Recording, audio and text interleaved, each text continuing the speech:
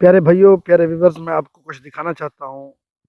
आज चूँकि मुल्क में अफरा-तफरी है, रेंजर्स को और फ़ौज को अवाम के सामने, पाकिस्तानी शहरियों के सामने लाकर खड़ा कर दिया है और इनकी आपस में शायद अल्लाह ना करे कि कोई अफरा-तफरी हो जाए, कोई गोली चल जाए आर्मी की तरफ से और अवाम के दिल में आर्मी के मुताल्लिक़ नफ़रत पैदा हो जाए। जिस तरह पाकिस्तानी अवाम के दिलों में पुलिस वालों की एक नफ़रत है, तो उस तरह की नफ़रत को पैदा करने के लिए आर्मी को अवाम के सामने, पाकिस्तान अवाम के सामने लाकर खड़ा कर दिया है।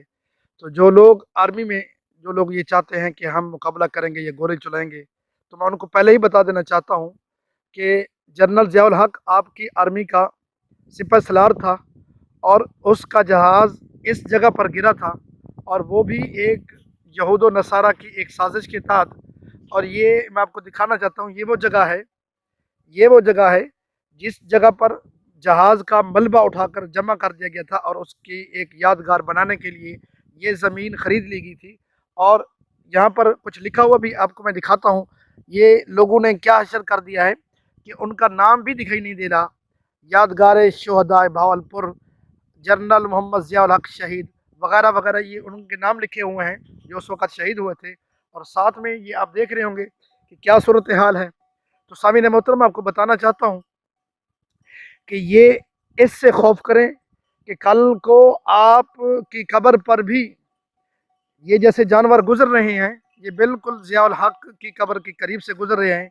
और ये जो आप रास्ता और ये जगह जो देख रहे हैं, ये रास्ता और ये जो जगह है, इस जगह पर आके मुख्तलिफ जानवर पेशाब वगैरह तक करते हैं।